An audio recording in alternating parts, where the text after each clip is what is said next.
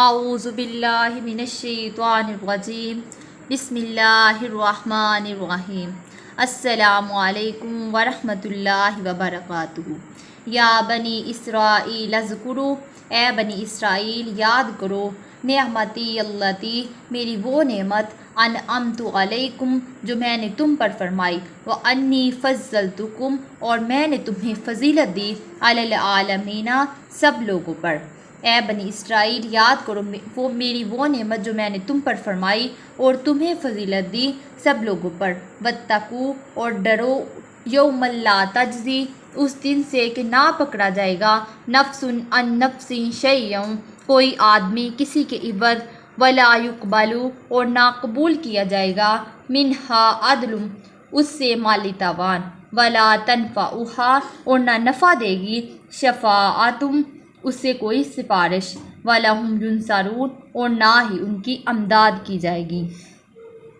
اور نہ قبول کیا جائے گا اس سے مالی تاوان، اور نہ نفع دے گی اس سے کوئی سفارش، اور نہ ہی ان کی امداد کی جائے گی۔ وَإِذِ ابْتَلَىٰ، اور یاد کرو جب آزمایا، ابراہیم علیہ السلام کو، ربہ، اس کے رب نے، بکلمات، چند باتوں سے، فَأَتَمَّہُنَّ، تو انہوں نے پورے طور پر بجا لایا۔ قال، اللہ تعالیٰ نے فرمایا، انی، بے شک، جاعلک، میں بنانے والا ہوں، للناس اماما، تمہیں تمام انسانوں کا پیشوا۔ تو اللہ تعالیٰ نے فرمایا بے شک میں بنانے والا ہوں تمہیں تمام انسانوں کا پیشوا، ومن ذریتی، تو عرض کی ابراہیم نے میری اولاد سے بھی، قال، فرمایا، لا ینالو، نہیں پہنچتا، عہدی، میرا وعدہ، عہد الظالمین، میرا وعدہ ظالموں تک۔ اور جب فرمایا ابراہیم کو اللہ تعالیٰ نے کہ بے شک میں بنانے والا ہوں تمہیں تمام انسانوں کا پیشوا، تو عرض کی میری اولاد سے بھی، فرمایا نہیں پہنچتا میرا وعدہ ظالموں تک۔ ابو انبیاء حضرت ابراہیم علیہ السلام کے اسم گرامی سے عرب کا بچہ بچہ واقف تھا، اس لیے قرآن حکیم نے پہلی دفعہ ہی کسی تمہید و تعارف کے بغیر ان کا ذکر فرمایا۔ توریت میں آپ کا نام ابرام اور ابراہیم دونوں طرح آیا ہے۔ وَإِذْ، اور یاد کرو، جعلنا، جب ہم نے بنایا، جعلنا البیت، جب ہم نے بنایا اس گھر یعنی خانہ کعبہ کو، مثابۃ للناس، مرکز لوگوں کے لیے، وامنا، اور امن کی جگہ، واتخذوا، اور کہ بنا لو، من مقام ابراہیم، کہ مقام ابراہیم کو، مصلاً، جائے نماز، کہ بنا لو مقام ابراہیم کو جائے نماز، وعہدنا، اور ہم نے تاکید کر دی، الی ابراہیم، ابراہیم پر، واسماعیل، اور اسماعیل علیہ السلام کو، ان طہرا، کہ خوب صاف ستھرا رکھنا، بیتی، میرا گھر، للطائفین، طواف کرنے والوں کے لیے، والعاکفین، اور اعتکاف بیٹھنے والوں کے لیے، ورکوع السجود، اور رکوع و سجود کرنے والوں کے لیے۔ وہ پتھر جس پر کھڑے ہو کر حضرت ابراہیم علیہ السلام کعبہ کی تعمیر کرتے تھے اس کو مقام ابراہیم کہتے ہیں۔ اللہ تعالیٰ نے اپنے محبوبوں کی ہر ادا اور ان سے تعلق رکھنے والی ہر چیز بڑی پیاری ہوتی ہے، یہاں تک کہ وہ بے جان حقیر پتھر جس کو خلیل علیہ السلام کے پاؤں رکھے ہو، اس کو بھی اتنا شرف دے دیا کہ امت مصطفی کو حکم دیا جاتا ہے کہ وہ اسے اپنی جائے نماز بنا لیں۔ اللہ تعالیٰ کا یہ فرمان ہزارہا انقلابوں کے باوجود جس طرح پورا ہو رہا ہے، دوست دشمن سب اس کا مشاہدہ کرتے چلے آ رہے ہیں اور تا قیامت مشاہدہ کرتے چلے آئیں گے۔ وَإِذْ، اور یاد کرو، قال، جب عرض کی، ابراہیم نے، اور یاد کرو جب عرض کی ابراہیم نے، رب اجعل، اے میرے رب بنا دے، ھذا بلدن، اس شہر کو، آمنا، وارزق، امن والا، اور روزی دے، اہلہ،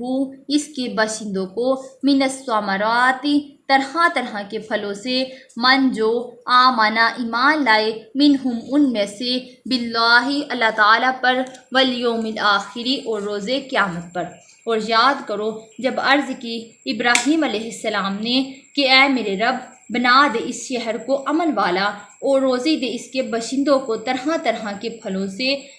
اور ان میں جو ایمان لائے اللہ پر اور روزے قیامت پر۔ قالا، اللہ تعالیٰ نے فرمایا، ومن کفر، جس نے کفر بھی کیا، فَأُمَتِّعُهُ، تو ہم اسے بھی دیں گے قلیلاً تھوڑا فائدہ، ثم پھر اضطرہ، پھر مجبور کروں گا، الی طرف عذاب النار، دوزخ کے عذاب کی طرف، وبئس المصیر، اور یہ بہت ہی برا ٹھکانہ ہے۔ حضرت ابراہیم نے عرض کی، اے رب کریم، اس شہر کو امن کا گہوارہ بنا دے اور اس کے ایماندار شہریوں کو تازہ پھل کھانے کے لیے عطا فرما۔ اللہ تعالیٰ نے دونوں التجائیں قبول فرمائیں۔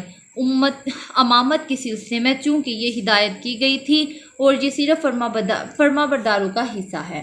اس سے سبق لیتے ہوئے حضرت ابراہیم علیہ السلام نے رزق طیب کا سوال کیا تو صرف اہل ایمان کے لیے، لیکن پروردگار عالم نے فرمایا کہ رزق تو مومنوں اور کافروں سب کو دوں گا، لیکن کفار چند روز زندگی گزارنے کے بعد اپنے کفر و سرکشی کی سزا بھگتیں گے اور دوزخ میں پھینک دیے جائیں گے۔ وَإِذْ يَرْفَعُ، اور یاد کرو جب اٹھا رہے تھے ابراہیم القواعد، ابراہیم علیہ السلام بنیادیں، من البیت، خانہ کعبہ کی، واسماعیل، اور اسماعیل بھی، ربنا، اے ہمارے رب، تقبل، قبول فرما، منا، ہم سے، ربنا تقبل منا، اے ہمارے پروردگار قبول فرما ہم سے یہ عمل، انکا انت السمیع العلیم، بے شک تو ہی سب کچھ سننے والا اور جاننے والا ہے۔ خود کعبہ کی دیوار چن رہے تھے، بلند اقبال فرزند پتھر اور گارا اٹھا اٹھا کر لا رہے تھے۔ نسیم رحمت کے جھونکوں سے دلوں کے گنجے شگفتہ ہو رہے ہیں، کیف و سرور کی ایک ناقابل کیفیت بیان طاری ہے۔ اس وقت اللہ تعالیٰ نے یہ دونوں مقبول بندے اپنے رب کریم سے مانگ رہے ہیں، اور وہ دیا چلے جا رہا ہے، دامن طلب پھیلایا ہوا ہے اور دستے کرم مصروف وجود عطا ہے۔ اپنے لیے اور اپنی اولاد کے لیے اتنا ہی مانگا کہ لذت و نیاز اور ملے، لطف و عبادت میں اور اضافہ ہو۔ ربنا، اے ہمارے رب، وجعلنا، بنا دے ہم کو مسلمین، فرما بردار، اے ہمارے رب ہم کو فرما بردار بنا، لکا، من ذریتنا، اپنا اور ہماری اولاد میں سے بھی، امتن، ایک ایسی جماعت پیدا کرنا، مسلمۃ لکا، جو تیری فرما بردار ہو۔ اے ہمارے رب بنا دے ہم کو فرما بردار، اپنا اور ہماری اولاد سے بھی ایک ایسی جماعت پیدا کرنا جو تیری فرما بردار ہو، وَأَرِنَا، اور بتا دے ہمیں، مناسکنا، ہماری عبادت کا طریقہ، وَتُبْ عَلَيْنَا، اور توجہ فرما ہم پر، اِنَّکَ أَنْتَ التَّوَّابُ الرَّحِيمُ، بے شک تو ہی توبہ قبول فرمانے والا اور ہمیشہ رحم کرنے والا ہے۔ اے ہمارے رب بنا دے ہم کو فرما بردار اپنا اور ہماری اولاد سے بھی ایک ایسی جماعت پیدا کرنا جو تیری فرما بردار ہو، اور بتا دے ہمیں عبادت کا طریقہ، اور توجہ فرما ہم پر اپنی رحمت سے، بے شک تو ہی بہت توبہ قبول کرنے والا اور ہمیشہ رحم فرمانے والا ہے۔ ربنا، اے ہمارے رب، وابعث، بھیج، فیہم، ان میں سے، رسول منہم، ان میں سے ایک برگزیدہ رسول، اور اے ہمارے رب بھیج ان میں سے ایک برگزیدہ رسول،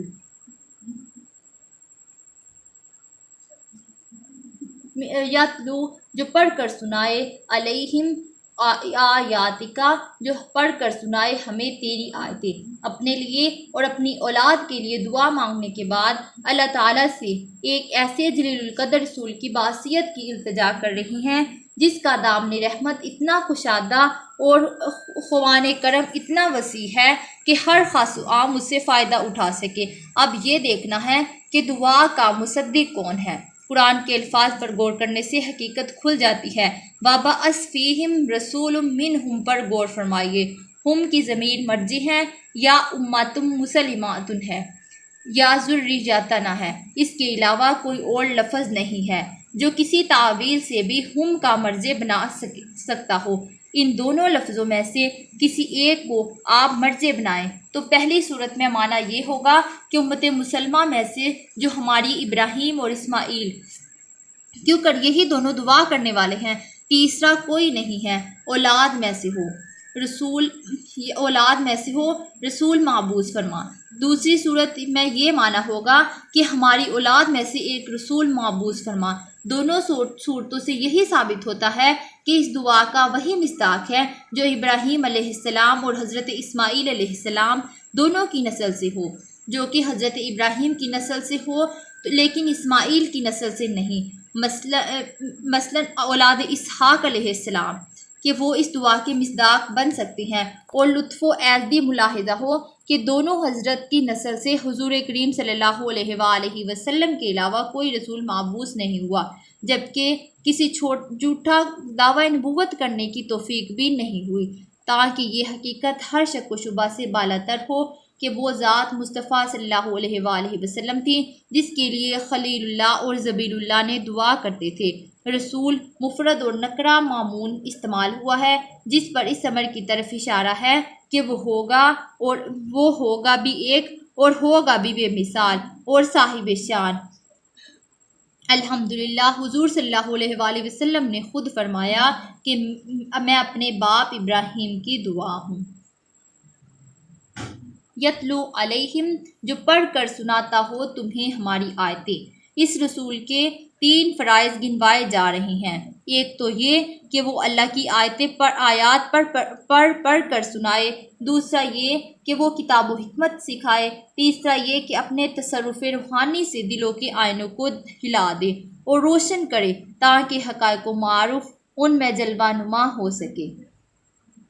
وَيُعَلِّمُهُمُ الْكِتَابَ، اور سکھائے انہیں کتاب، وَالْحِکْمَةَ، اور دانائی کی باتیں، وَيُزَكِّيهِمْ، اور پاک صاف کر دے انہیں، إِنَّكَ أَنْتَ الْعَزِيزُ الْحَكِيمُ، بے شک تو ہی زبردست غالب و حکمت والا ہے۔ اے ہمارے رب بھیج ان میں سے ایک برگزیدہ رسول انہی میں سے، تاکہ پڑھ کر سنائے انہیں تیری آیتیں اور سکھائے انہیں یہ کتاب اور دانائی کی باتیں اور پاک صاف کر دے انہیں، بے شک تو ہی زبردست حکمت والا ہے۔ حکمت سے مراد کیا ہے؟ حکمت سے مراد یہ ہے کہ اس کے سمجھنے سے ایک بہت بڑے فتنے کا اصولی رد ہو جائے گا۔ حکمت کہتے ہیں ہر چیز کو اپنے محل اور موقع پر رکھنا۔ یہاں الحکمت کا لفظ جو مذکور ہے، اس سے مراد احکام قرآنی کی ایسی تفصیل اور ان کا ایسا بیان ہے جسے جاننے کے بعد انسان ان احکام کی ایسی تعمیل کر سکے جس سے قرآن نازل کرنے والے خدا کا منشا ہے۔ اور نبی اکرم صلی اللہ علیہ وآلہ وسلم کے فضائل میں صرف یہی نہیں کہ قرآن پاک سکھا دے، بلکہ اس کا صحیح بیان اور تفسیر بھی سکھائے تاکہ قرآن پاک پر اللہ تعالیٰ کی منشا کے مطابق عمل ہو سکے۔ اور اسی حکمت یعنی بیان قرآن کو سنت نبوی صلی اللہ علیہ وآلہ وسلم بھی کہا جاتا ہے۔ دوسری متعدد آیات میں اس امر کی وضاحت کر دی کہ حکمت قرآن یعنی اس کا بیان نبی کریم صلی اللہ علیہ وآلہ وسلم کا ذاتی اجتہاد نہیں ہوتا، بلکہ وہ بھی اللہ تعالیٰ کی طرف سے نازل کی جاتی ہے۔ مثلاً ارشاد ہے